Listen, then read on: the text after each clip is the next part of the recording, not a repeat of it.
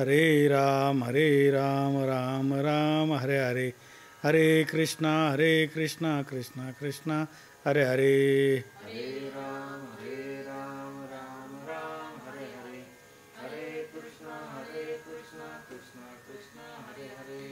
हरे राम राम हरे हरे, हरे कृष्णा कृष्णा कृष्णा हरे हरे.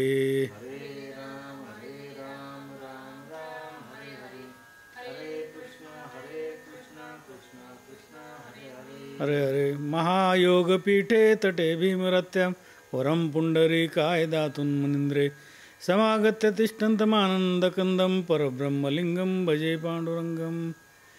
गुरुर्ब्रह्मा गुरुर्विष्णू गुरुर्देवो महेश्वरः, गुरुर्साक्षात् परब्रह्म तस्मै श्री गुरुवे नमः.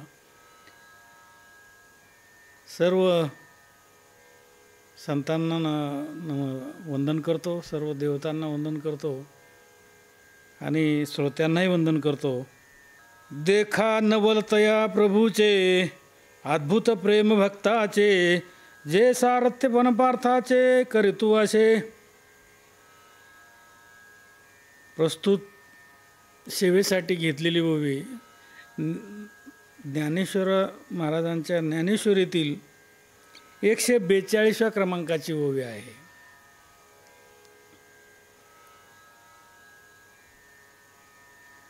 गीताशास्त्र निर्माण झालं आपणा सर्वांना माहीत आहे. कौरव पांडवांचं युद्ध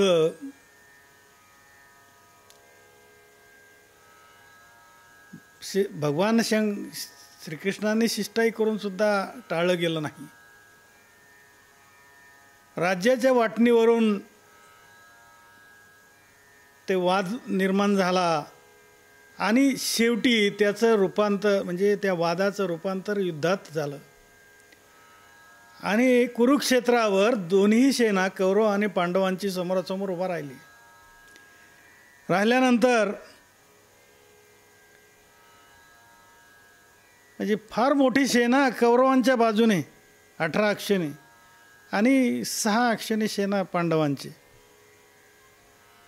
परंतु भगवान श्रीकृष्ण अर्जुनाचे त्यांनी त्या अगोदरच, आता सविस्तर सांगायचं म्हणजे विषयांतर होईल, त्यांनी त्या अगोदरच मी शस्त्र यापुढे घेणार नाही.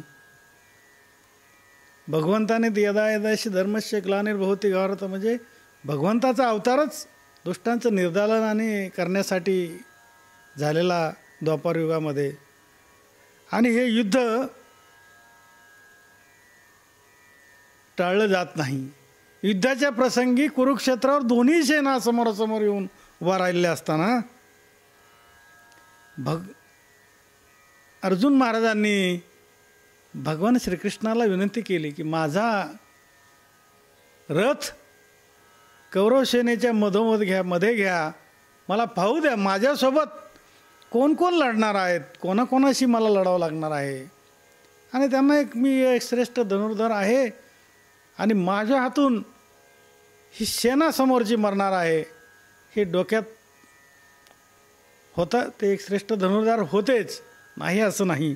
परंतु ते मधिरात घेतल्यानंतर त्यांनी ज्यावेळेस कौरव सेनेचं पाहणी सुरू केली आणि पाहणी सुरू केल्यानंतर त्यांना समोरून पितामह भीष्माचार्य, ज्यांच्याकडून धनुर्विद्या शिकले ते गुरु द्रोणाचार्य, कुलगुरू कृपाचार्य, कर्ण, असे अनेक वीर आणि अनेक नातेसंबंधातील जवळचे ज्यांच्या बोटाला धरून आपण चालायचं शिकलो, ज्यांच्याकडून विद्याग्रहण केली, अशांच्या विरोधात म्हणजे कौरव सेनेकडून ते नाविलाजाने धर्मनीतीनुसार त्यांना युद्ध करावं लागणार होतं. भीष्माचार्य, द्रोणाचार्य, कृपाचार्यांना, कारण राजगादी राज्यावर, आणि हे युद्ध टाळण्याचा त्यांची मनोन इच्छा होती. इच्छा नसतानाही, इच्छा असतानाही ते युद्ध टाळू शकले नाही. आणि राजगादीचं संरक्षण करण्यासाठी त्यांच्या वचनाप्रमाणे ते युद्धाला प्रसंगी हजर झाले होते, म्हणजे आलेले होते. परंतु अर्जुन महाराजांना अवलोकन करता करता असा एक मनामध्ये एक वेगळा भाव निर्माण झाला की या युद्धामध्ये सर्व हे समोरचे जे माझे आप्तसखी आहेत हे माझ्या हातून मरणार आहेत. मी त्यांच्यासंग लढायचं आणि त्यांच्या हे लढून त्यांना मारून मला काय मिळणार तर फक्त राज्य. एक उपरती निर्माण झाली की यापेक्षा एवढं जर आणि सर्व विधवा स्त्रिया करायच्या, ही सर्व सेना मारायची, हे पापच माझ्याकडून घडत असेल तर मला युद्धच नको. अशी उपरती झाल्यानंतर भगवान श्रीकृष्ण ते धनुष्य बाण खाली पडलं त्यांच्या हातून. तसा भाव निर्माण झाल्यानंतर मनात विचार आल्यानंतर मग भगवान श्रीकृष्ण सांगू लागले, तू क्षत्रिय आहेस, तुला हे तुझं कर्म करावं लाग, कुठल्याही कर्मातून कोणाची सुटका होत नाही, तसं तुला हे कर्म निश्चित करावं लागेल. परंतु अर्जुन महाराजांनी वेगवेगळ्या पद्धतीने सांगितलं की मला हे युद्धच नको द्यावं. माझ्या हातून जर एवढं आणि ते पाप घडत असेल तर मी एक जंगलात म्हणजे हिमालयात जाऊन तपश्चर्या करून माझं जीवन शेवट करील, तुझ्या भजनामध्ये मी राहील, पण मला हे युद्ध नको. मग त्यावेळेला उपदेश म्हणून भगवंतांनी जे उपदेश अर्जुन महाराजांना केला ते म्हणजे गीताशास्त्र, गीता निर्माण झाली. आता हे गीता भगवद्गीता आपण अभ्यास करत असताना पाहिलं तर त्याच्यामध्ये गीतेमध्ये संवाद रूपाने गीता आलेली आहे. धृतराष्ट्र उवाच, संजय उवाच, अर्जुन महाराज आणि भगवान श्रीकृष्ण या 4 जणांचा संवाद त्याच्यामध्ये आलेला आहे. हा संवाद कसा आला? हस्तिनापूरला धृतराष्ट्राचा म्हणजे सेक्रेटरी म्हणून संजय असत आणि ते तर अंध होते, ते लढण्यासाठी आलेलेच नव्हते युद्धभूमीवर धृतराष्ट्र, आणि संजय हा त्यांच्यासोबतच बसलेला असायचा, त्यांच्यासोबत राहायचा. मग ही युद्धाची परिस्थिती कुरुक्षेत्रावरची दिसण्याची शक्ती भगवान व्यासांनी संजयाला दिलेली होती की तुला इथं बसून युद्धाच्या ठिकाणी काय चाललेलं आहे हे तुला दिसेल, ते वर्णन करून तू धृतराष्ट्र महाराजांना सांग. धृतराष्ट्राने हस्तक्षेप केला असता तर निश्चितच युद्ध टाळलं गेलं असतं.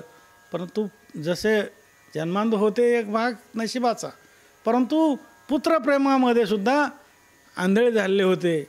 आजही आपण कलियुगामध्ये ते द्वापरयुग होतं, आज कलियुगामध्ये सुद्धा तीच परिस्थिती दिसून येते आणि त्यामुळंच वादविवाद तंटे हे जे दिसतात त्याप्रमाणे आहे.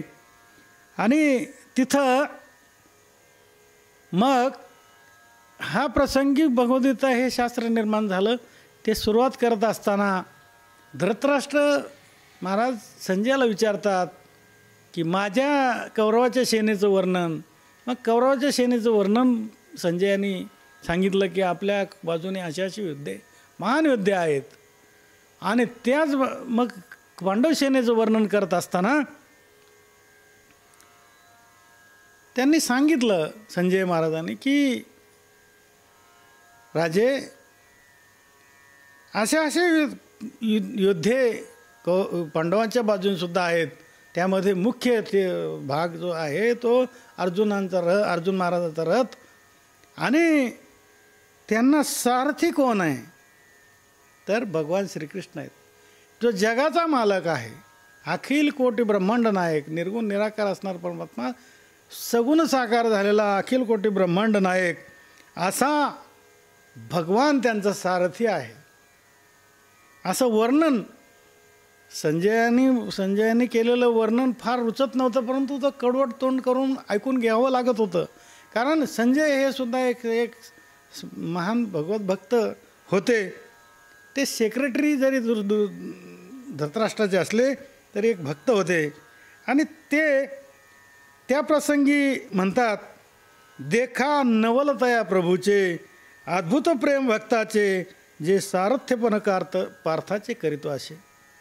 म्हणजे काय नवल आहे, जगाचा मालक असणारा अखिल कोटी ब्रह्मांड नायक हा अर्जुनाचा सारथी. सारथी म्हणजे काय, आजच्या भाषेत आपण नौकर ठेवावं, गाडीचा ड्रायव्हर असावं, मालकाने मागं बसावं, तसं सारथी हा दुय्यम दर्जाचा आणि योद्धा हा योद्धा असायचा, परंतु दुय्यम भूमिका ही भगवंतानी घेतलेली आहे. आणि ती कशासाठी? फक्त पांडवावरचं प्रेम. मग पांडवांनी काय प्रेम केलं? भगवंतांनी त्यांच्या घरी काय काय चाकरी केली? त्यांचं घोडे धुतले असतील युद्धाच्या प्रसंगी, सारथी पण केले असेल. ध्वजावर कोण? हनुमंतराय असायचे त्यांच्या. आता वेगवेगळे प्रसंग आहेत, विस्तार होईल तो सांगताना. म्हणजे हनुमंतराया त्यांच्या ध्वजावर कसे नेहमी युद्धात असायचे. आणि मग सारथ्य करायचं त्यांचा हे असताना, म्हणजे यज्ञ असताना पात्र उचलण्याचं सुद्धा काम भगवान श्रीकृष्णांनी केलेलं. अखिल कोटी म्हणजे भक्तासाठी काहीही करण्याची तयारी ही भगवंताची असते. त्याचं जर विस्ताराने सांगायचं झालं तर द्वारकेमध्ये असताना, म्हणजे आजचे तुकाराम महाराजच्या अगोदरचा अवतार नामदेव महाराजांचा उद्धव महाराज, प्रत्येक अवतारात सोबत असणारा उद्धव महाराज, म्हणजे भक्त प्रल्हादापासून अंगद महाराजापासून प्रत्येक अवतारात सोबत असणारा अवतार म्हणजे उद्धव महाराज. उद्धव महाराजांना फार संगत लाभली भगवान श्रीकृष्णांची. ते सतत सोबत असत आणि त्यांना असा अहम झाला की माझ्यासारखा भक्त भगवंताचा दुसरा कोण नाही, प्रत्येक अवतारात मी सोबत आहे. ज्या वेळेला त्यांना भगवंताला जाणवलं की यांना अहम झालेला आहे, त्यांनी सांगितलं की आपल्या इथं एक कार्यक्रम करतोय आणि तुम्ही स्वतः अर्जुन महाराजांना आमंत्रण देऊन घेऊन या. ज्या वेळेला उद्धव महाराज स्वतः हस्तिनापूरला जातात, त्यावेळेला अर्जुन महाराज झोपलेले असतात, दुपारच्या वेळेला आराम करत असतात. मग हरे राम हरे कृष्ण कृष्ण कृष्ण हरे हरे असं भजन त्यांना त्यांच्या निवासस्थान, म्हणजे झोपलेल्या असतानाच्या राजवाड्यातल्या खोलीमध्ये ते आवाज येत होता. मग पाहिलं तर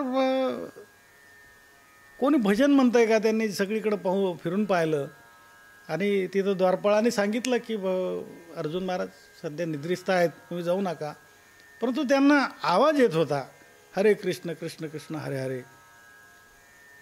त्यांनी सांगितलं की यार भजनाचा आवाज येतोय, अर्जुन महाराज झोपलेले नाहीत, ते भजन करतायत. मग त्यांनी ज्यावेळेस प्रत्यक्ष जाऊन पाहिलं तर खरंच निद्रिस्त आहे, पण प्रत्येक रोमारोमातून सुद्धा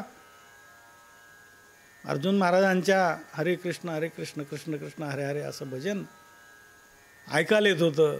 त्यावेळेस त्यांना लक्षात आलं की भगवान पांडवावर का प्रेम करतात.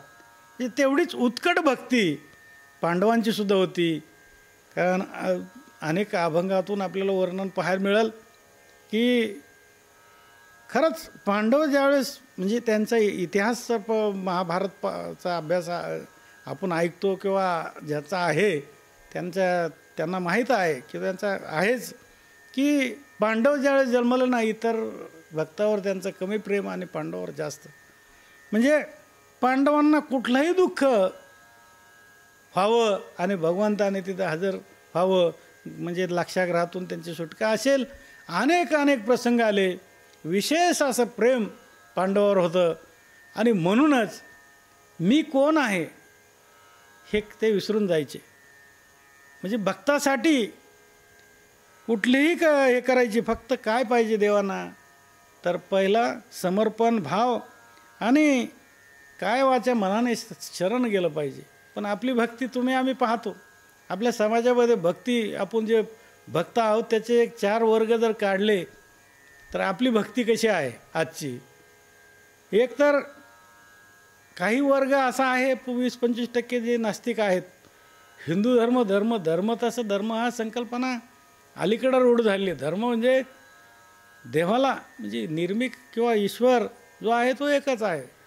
वेगवेगळ्या पद्धतीने, वेगवेगळ्या पंथाने, वेगवेगळ्या मार्गाने भगवंताकडे जाण्याचा मार्ग आहेत. असे हे वेगळे पंथ आहेत, वाटा आहेत. परंतु तो भगवान हा एकमेव आहे आणि तो म्हणजे तो मानवरूपाने प्रगट झाला, म्हणजे देहरूपाने प्रगट झालेला असा हा भगवान श्रीकृष्णाचा अवतार. परंतु असा अनेक वेगवेगळ्या रूपाने नटलेला आहे. कार्यरूपाने कोणी ब्रह्म म्हणेल, कोणी हर म्हणेल, कोणी हरी म्हणेल, म्हणजे महादेव म्हणेल, कोणी विष्णू म्हणेल. परंतु समाजामध्ये असे काही वर्ग आहेत की जे नास्तिक देवच नाही म्हणणारे. त्याच्यात 30-40% असे आहेत की दुसरा कोणतरी भक्ती करतोय, दुसरं कोणतरी दर्शन जातोय, आपल्या हातून काही पाप घडला असेल, दुसरा दर्शन घेतोय, पण आपणही मंदिरात जायचं. परंतु मनातून खरी भक्ती आहे असं नाही. कारण इतर करतात, आपणही केलं पाहिजे, याच्या पलीकडं नाही. दुसरीकडे गेलं, गोंधळ चालू असला ते गोंधळात सामील व्हायचं, एकीकडं कंदुरी असेल तिकडेही सामील व्हायचं. अनेक अशा प्रकारचे भक्त हे जास्त वर्ग आहे. आणि आपण निश्चित काहीतरी केलं पाहिजे असा दुसरा जो वर्ग आहे की जिज्ञासू, आणि त्यांना वाटतं की आपण भक्ती केली पाहिजे. पण भक्ती कशी करावी, भक्तीचं स्वरूप काय, हा अभ्यास कमी असतो. म्हणून कारण भगवंताकडे जाण्यासाठी हा भागवतामध्ये विषय आलेला आहे. नाथ म्हणजे 11व्या स्कंदावर भागवत, आता 18 पुराणे असतील, अनेक वेद असेल, सर्वांचं म्हणजे भगवंताचं स्वरूप जाणण्याचा प्रयत्न केला आहे. पण भगवंत कोणालाही कळलेलं नाही. भगवंत काय आहे 18 पुराणही थकले. परंतु म्हणून हरिपाठात आहे वर्णन, 18 पुराणे हरिशी गाती मंथुनंतर तैशी ज्ञानंता वाय व्यर्थ कथा सांडी मार्ग. इतर कथा सांडा सोडून द्या आणि भगवंताचंच नामस्मरण करा. मग 18 पुराणसुद्धा थकले आणि 18 पुराणामध्ये सुद्धा भगवंताचंच गुणगान आहे. तर त्याप्रमाणे तिसरा जो वर्ग आहे भगवंताला जाणण्याचा प्रयत्न करतो, परंतु खरी भक्ती काय असते, म्हणजे जायचं पण भक्ती भगवंताला जी आवडते ते कुठलीही सकाम भक्ती, निष्काम भक्ती आवडते. पण सकाम भक्ती हे तिसरा जो वर्ग आहे, सकाम भक्ती करणारा. मी हे केलं, देवपूजा केली, 5,000 10,000चं दक्षिणा दिली, मोठा अभिषेक केला, मी अगदी अभिमान चढतो, मी इतकी भक्ती केली, इतका अभिषेक केला, अगदी छाती फुटून जाते त्याची, आणि बाहेर येतो आणि सांगत राहतो. परंतु मी इतकं दान दिलं. कुठलंही दान, कुठलीही भक्ती हे सांगण्याचा विषय नसतो. भगवंताजवळ सगळी नोंद आहे. आणि चौथा जो वर्ग आहे तो मुमुक्षू, त्याला माहीत आहे की इथं सरेंडर, मी हा जर घेऊन गेलो तर इथं काहीही मिळणार नाही. मग याच्यासाठी कुठल्याही तुम्हाला भक्ती करताना जात धर्म पंथ उच्च नीच स्त्री पुरुष असं कुठलेही अडथळा नाही आहे. कारण पुराणामध्ये किंवा अनेक संतांच्या कथा जर आपण पाहिल्या तर हे तुमच्या लक्षात येईल. तर तिथं पाहिजे तुम्हाला समर्पण भावाने भक्ती.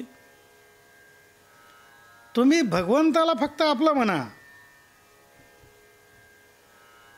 सकल जीवाचा करत सांभाळ तुझं मोकळी लायसे नाही. ज्यावेळेस आपण त्याला म्हणतो ना मी अहम स्वा, म्हणजे आपल्याला सुद्धा स्वतःचा सुद्धा विसर पडला पाहिजे. आपण करायचा असतो परमार्थ, करतो संसार, आणि जग आणि टाईमपास किंवा वेगळ्या फावल्या वेळेत जसं आपण काहीतरी उद्योग करतो तसा परमार्थ करायला जातो. पण त्यांनी भगवंत तुम्हाला नाही. तुम्ही कुठेही जिथं असाल, तिथं तुमच्या कामामध्ये असाल का नोकरीमध्ये असाल, कुठल्या काही करत असाल, तर भगवंताचं आणि अधिष्ठान तुम्ही मांडलं पाहिजे. आणि सतत भगवंत चिंतन जिथं आहे तिथं सुरू असलं पाहिजे. आणि त्याला तुम्हाला ही दिशा दाखवणारा गुरुचं काम आहे. पण सद्गुरू भेटण्यासाठी सुद्धा तुमचं काही संचित असलं पाहिजे आणि तुम्ही नामधारक झालं पाहिजे आणि भगवंताचं नामस्मरण सतत केलं पाहिजे. आणि त्याच कृपेने तुम्हाला सद्गुरूची भेट होईल. सद्गुरू हा भगवंताची निश्चितच आपल्याला ओळख करून देतो किंवा भगवंत काय आहे. तर जर आपण पुराणामध्ये भक्तिविजयामध्ये अनेक संतांच्या जर कथा बघितल्या तर एक मागासलेल्या समाजात जन्मलेले, म्हणजे भगवंत काय करतो कुठलाही कमीपणा समजत नाही. अर्जुन महाराजांचं तर सर्वांना पांडव प्रताप वगैरे माहीत आहे, म्हणजे महाभारत त्याचंच सारांश रूपाने पांडव प्रताप नावाचा ग्रंथ आपल्याकडं ऐकला जातो. पण महाभारतात सविस्तरपणे ही कथा आहे की भगवंत अर्जुन महाराजांसाठी कुठल्याही स्तराला जाऊन त्यांच्यावर असले प्रसंग निवारण करणे हे तर आहेच आहे, परंतु त्यांची मनिच्छा पूर्ण करण्याचं सुद्धा स्वतःच्या बहिणीचं लग्न म्हणजे सुभद्रेचं हे शिशुपाल म्हणजे दुसऱ्याला देण्याचं होतं. आणि बळीराम दादासुद्धा सुभद्रेचं लग्न दुसऱ्याबरोबर करायचं असं निश्चित झालं असताना अर्जुनाचं ना सुभद्रेचं प्रेम होतं, तर भगवान श्रीकृष्ण स्वतः वेगळ्या प्रसंगी त्यांना मदत करून अर्जुन महाराजसोबत हे लग्न पळून नेऊन लावलं. म्हणजे अशा अनेक प्रसंगी, वेगवेगळ्या प्रसंगी संकट येईल, प्रेम असेल, एवढी भगवंताची कृपा पांडवावर विशेष होती.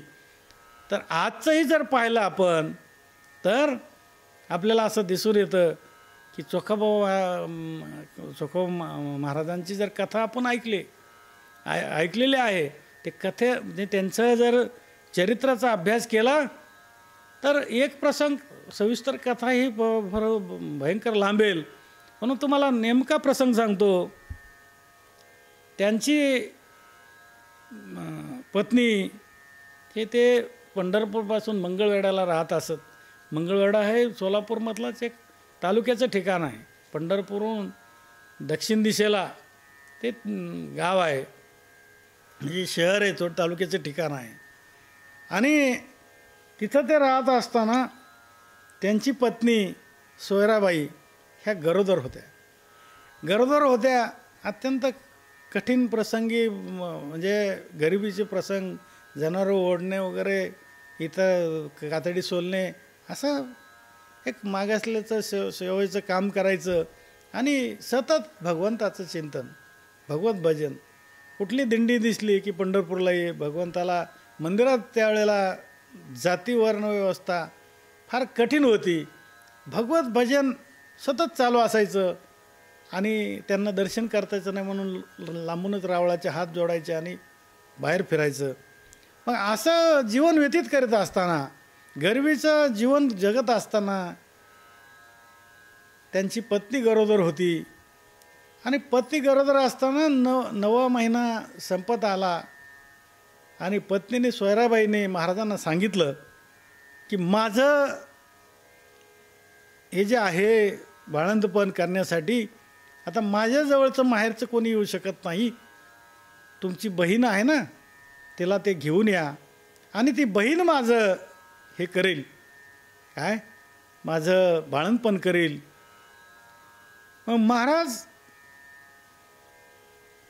निघाले बहिणीला बोलण्यासाठी, घरातून बाहेर पडले की एक दिंडी भेटली. भजन सुरू, भजन करत करत हेही भजनात तल्लीन झाले आणि त्या दिंडीसोबत पंढरपूरला विसरून गेले. पत्नीचं गरोदरपण बाळंतपण करण्यासाठी बहिणीला आणायला जायचं आहे हे विसरले आणि भगवत भजन करत करत पंढरपूरला आले. दिंडीमध्ये कीर्तनात अगदी आनंदाने नाचायचं, कीर्तन वाळवंटामध्ये दिंडीचं कीर्तन असायचे आणि इकडं विसरून गेले.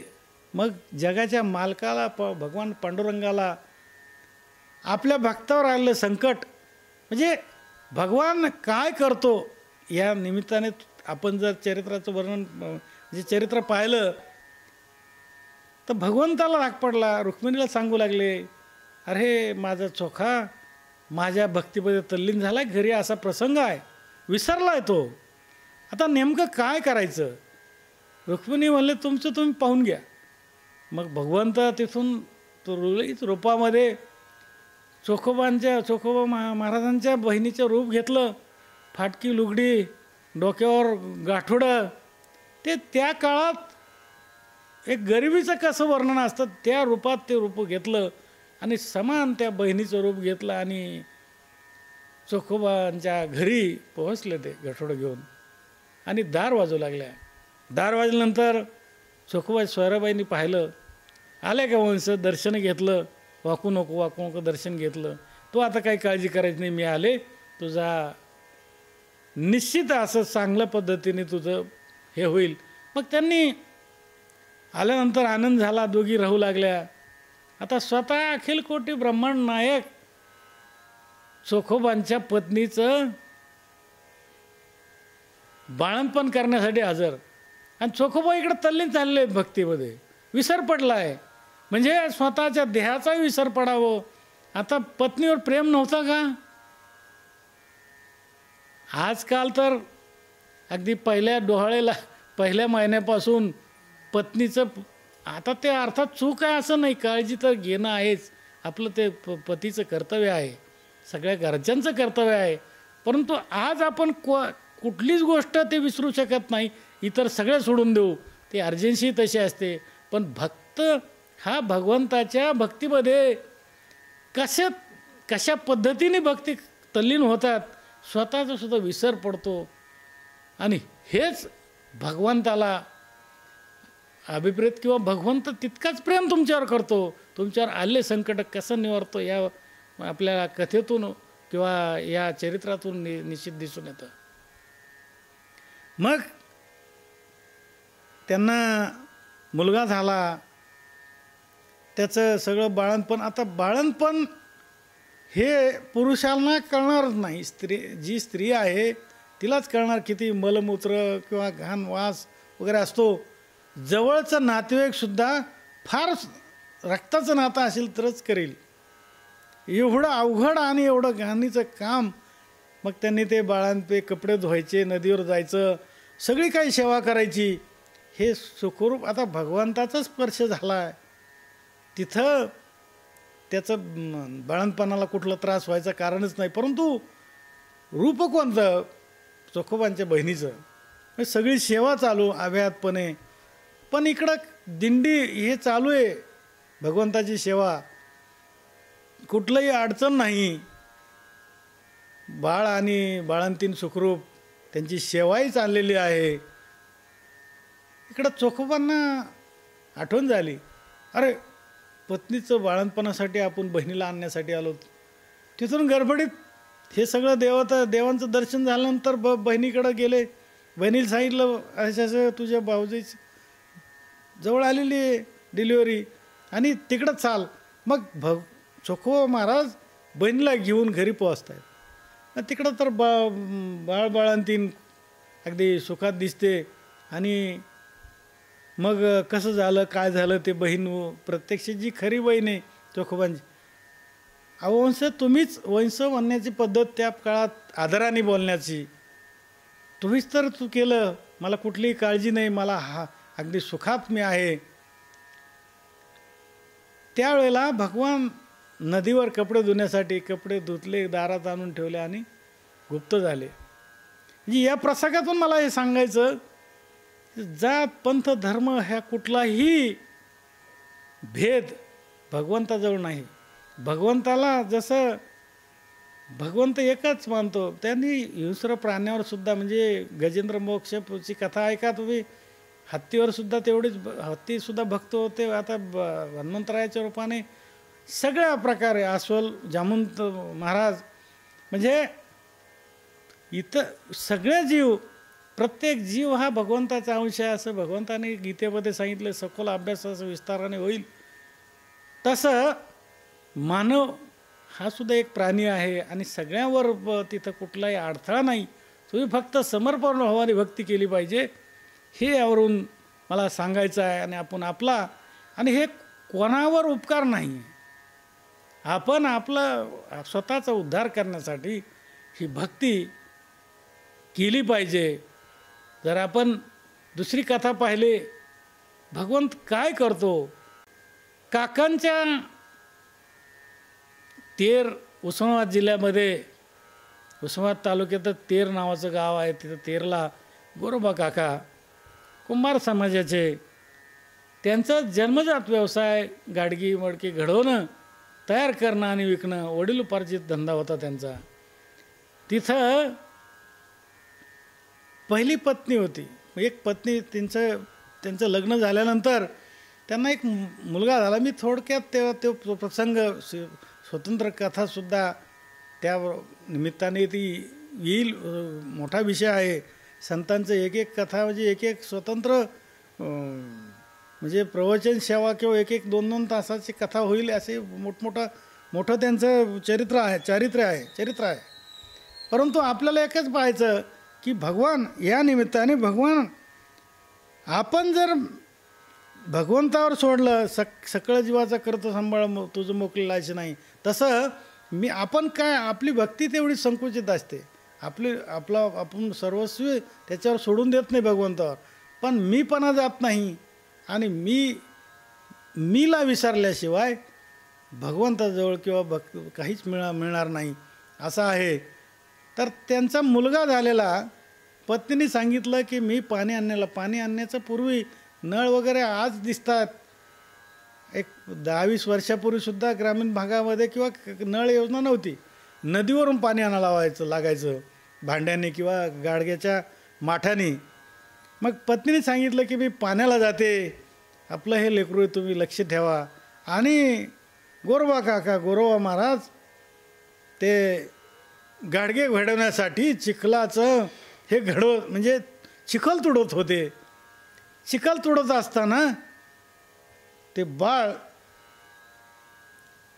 आई गेल्यानंतर रडत बाबा बाबा बाबा करीत ते गोरोबा काकाच्या जवळ येऊ लागलं. पण म्हणजे दळिता कांडिता तुझं गाईन मी अनंत अशा स्वरूपात भगवत चिंतनामध्ये हरे राम हरे कृष्ण कृष्ण राम कृष्ण हरी म्हणून सुराजी होती गोरोबा काकाची, ते नाव चिंतनात घडून गेले होते. एवढी समाधी म्हणजे चिखल तुडीत होते, परंतु समाधी अवस्था त्यांना निर्माण झाली होती. ते सततच समाधी किंवा भगवत चिंतनात असायचे. कुठलंही काम करत असताना ते सतत भगवत चिंतन. आणि तसं ते समाधीस्थ झालेले होते. जरी आपल्याला लांब समोरून दिसत असलं की ते चिखल तोडत होते, पण स्वतःचं लेकरू तिथं रांगत आलं, बाबा म्हणून पाय धरले, चिखलात शिरलं. परंतु चिखल तेवढं त्या भजनात एवढे तल्लीन झाले होते. ते बाळ आलं, ते चिखल तोडीत असताना ते चेंगरला गेलं. अक्षरशः त्याचे पायाच्या वजनाने ते तुकडे झाले आणि ते मृत झालं. आणि यांचं भजन सुरूच आहे.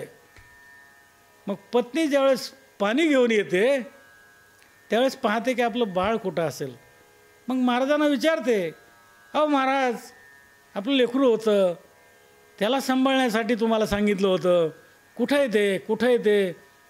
महाराज समाधी अवस्था निर्माण झाली.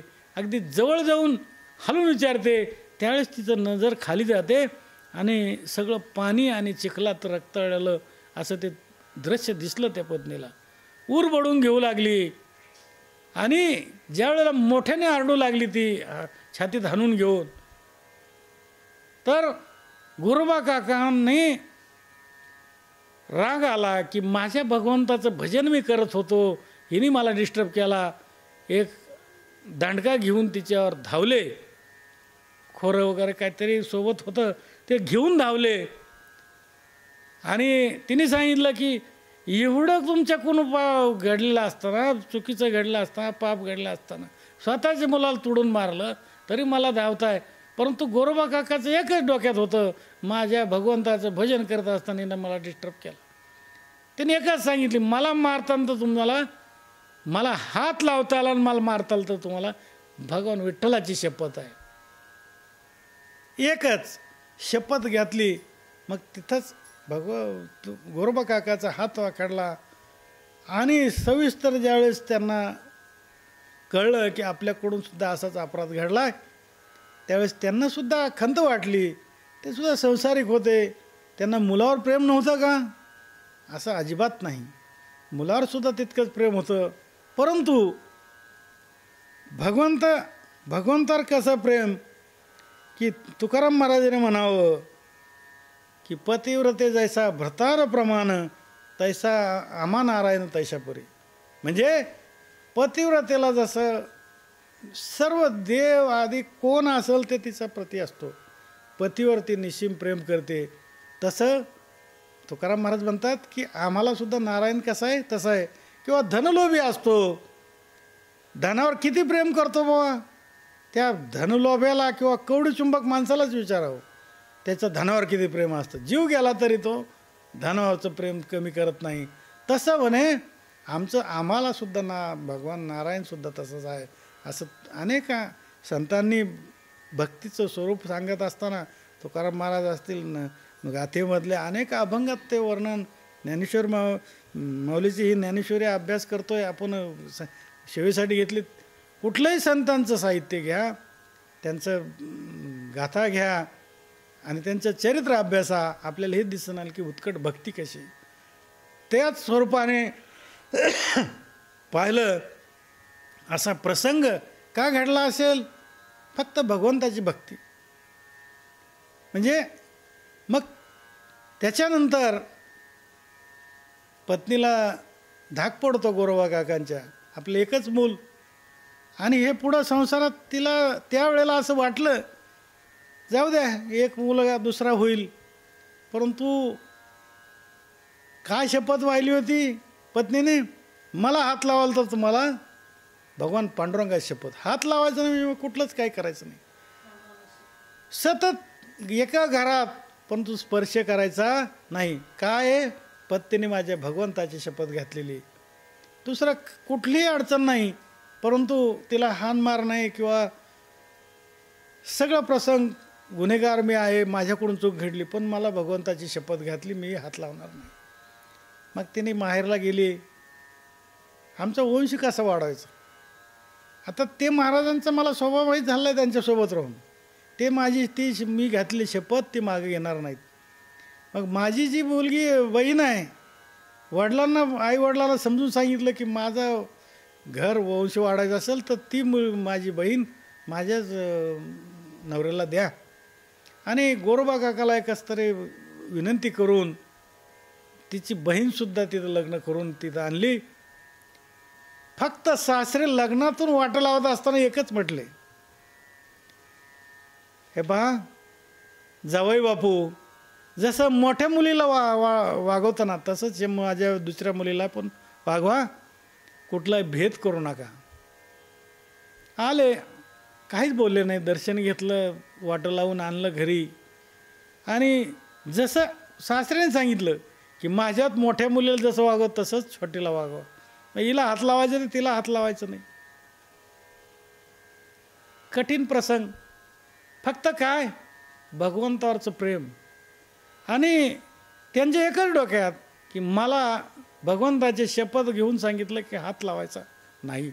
मग आणि सासऱ्याने सांगितलं माझ्या दुसऱ्या मुलीलासुद्धा हिच्यासारखंच वागवा, बदल करू नका, दोन्हीवर प्रेम करा, दोन्हीला सांभाळा, मी फार विश्वासाने तुम्हाला एक दुसरीसुद्धा मुलगी देतोय. त्यांनी शब्द दिला की मी कुठलाही भेद करणार नाही. मग असं काही दिवस गेले. आता तरुण दुसरी पत्नी तरुण होती, त्याही एक मुलगा म्हणजे तरुणच होत्या.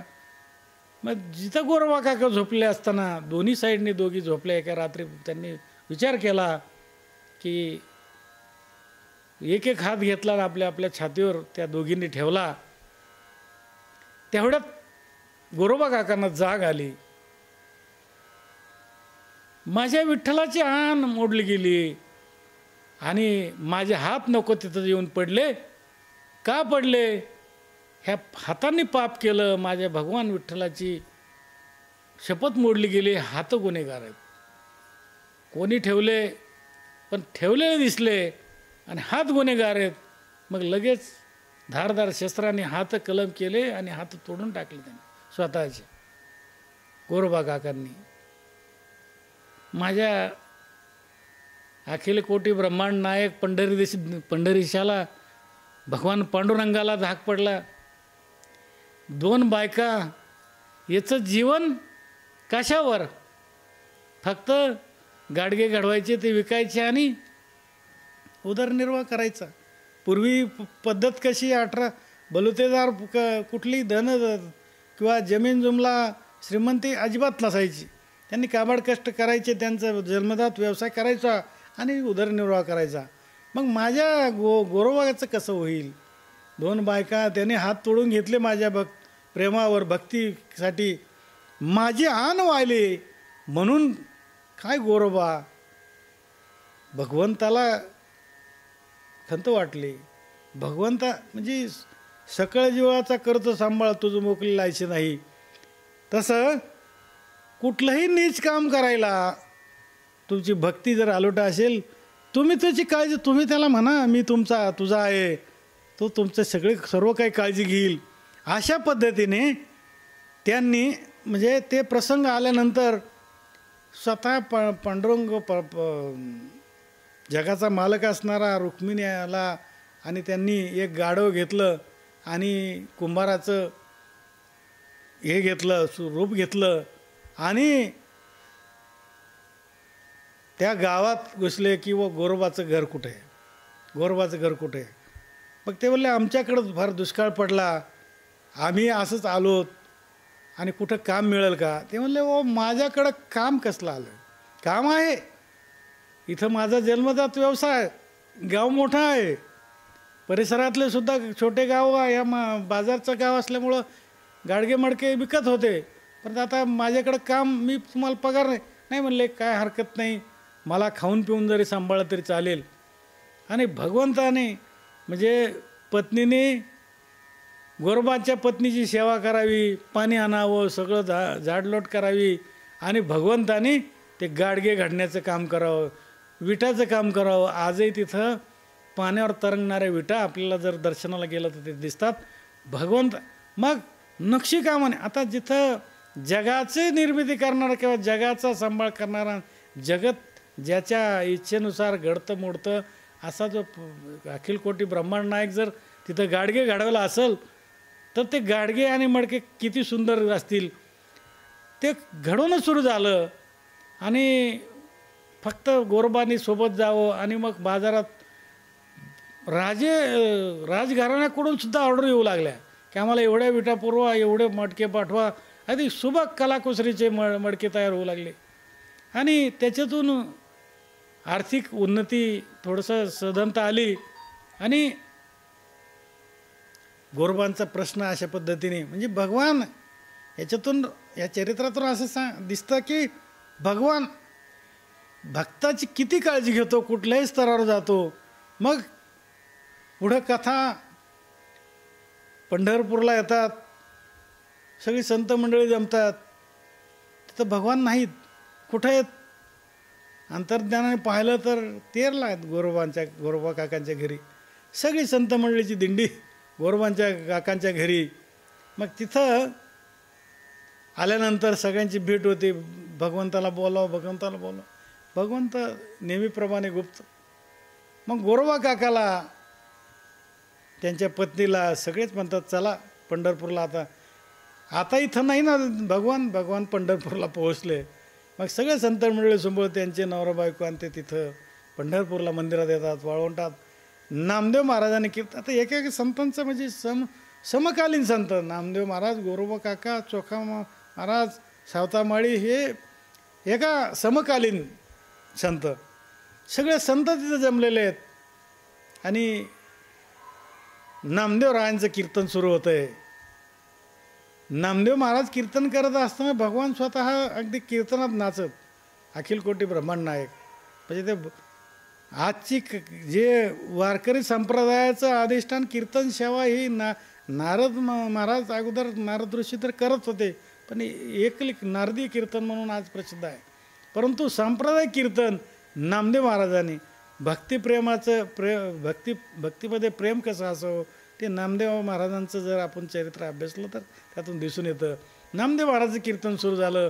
कीर्तन ऐकायला हे सगळी टाळकरी वगैरे, टाळकरी कोण? निवृत्तीनाथ, ज्ञानेश्वर महाराज, सावतामाळी असे सगळे टाळकरी उभा आणि कीर्तन नामदेव महाराजांचं. स्वतः भगवान अखिल कोटी ब्रह्मांड नायक ते कीर्तनात नाचतोय आनंदाने. तर तिथं सुरू झाला कीर्तनामध्ये रामकृष्ण हरी म्हणून भजन नामदेव महाराजांनी आरोळ दिले की सगळ्यांनी टाळ्या वाजवा हात करून. मग गोरोबा काकांच्याही डोक्यात आलं आणि माझ्या भगवंताच्या भजनात मला टाळी वाजता येणार नाही म्हणून रडू कोसळलं. डोळ्यात घळघळ अश्रू वाहू लागले आणि त्या क्षणामध्ये पुन्हाही भजन सुरू झालं. त्यांचे तोडलेले हातच वर झाले. त्या क्षणी त्यांचे हात पूर्ववत तयार आले, म्हणजे जसे होते तसे आले. म्हणजे भगवान काय करत नाही, तुम्ही फक्त त्याला आपलं म्हणा. पूर्वत आले आणि मग तिथं रुक्मिणी माता होत्या. पत्नीने, गोरोबांच्या पत्नीने सांगितलं की फक्त गोरोबा काकावरच तुमची म्हणजे कृपा आहे, आमचं काही पत्नीचं म्हणून दुःख दिसते का. त्यांचा मुलगाही भगवान रुक्मिणी मातेने अरे बाळा इकडे आहे म्हणून ते तितक्या वयाचं ते बाळाला बोलवलं आणि त्यांच्या भेट म्हणजे त्यांचा मुलगाही परत आला. याच्यातून सांगायचं असं की कुठलेही संत कुठल्याही म्हणजे भागवतामध्ये हा विषय आलेला आहे की भगवंताकडे जाण्यासाठी तुम्हाला अनेक सिद्धी प्राप्त होत असतात, पण सिद्धीत जर अडकलं 24 प्रकारच्या सिद्ध्या भगवंताने स्वतः सांगितलं की माझ्याकडे येण्याचंच. पण सगळ्यांना संसार सर्व दुःख मुळं, सर्व विषयाचे इंगळ, सुख नाही कोठे. आणि हे कशासाठी करायची, भक्ती जी करायची आहे ती स्वतःचे आत्मकल्याण शेवट गोड होण्यासाठी परमार्थ करायचा असतो, ते करत नाही. संसार करायचा नसतो, तो होत असतो, परंतु नेमकं उलटं होतं. ज्याला आपण पार्ट टाईम पूर्ण वेळ आपण परमार्थ डोक्यात ठेवावा, पार्ट टाईम म्हणून व्यवहार्य दृष्टीने आपण ग्रहस्थी असल्यामुळे ग्रहस्थ आश्रमामध्ये सगळं काही आपल्याला करावं लागतं, तिथं कर्तव्य करायचेच आहेत. परंतु डोक्यामध्ये परमार्थ असावा भगवंताचे आणि आपला शेवट गोड कसा होईल हे पाहावं. आपल्याला भगवंताचं म्हणजे मोक्ष कसा मिळेल आणि शेवट गोड कसा होईल यासाठी नामधारक व्हावं. सद्गुरूच्या कृपेने आपण भक्तिमार्ग स्वीकारावा आणि आपली सोडवणूक करून घ्यावी. आपली सद्गती प्राप्त होईल हे पाहावं. शेवट गोड करून कसा होईल हे पाहावं. आणि आपलं मनुष्य ह्या म्हणजे आपल्याला जो देह मिळालेला आहे हा एकच इतर प्राण्याला भगवंताची ओळख करून घेण्याचा तेवढं ज्ञान नाही. मनुष्यरूपातच आल्यानंतर आपण या म्हणजे आपल्याला भगवंताची ओळख किंवा भक्ती रूपी आपण हे संचय करून हेच आपल्यासोबत येणार आहे, बाकी सर्व जागेवर राहणार आहे. म्हणून आपण सर्वांनी भक्ती करावी, नामधारक व्हावं. एवढं बोलून आपली ही सेवा थांबवतो. हरे राम हरे राम.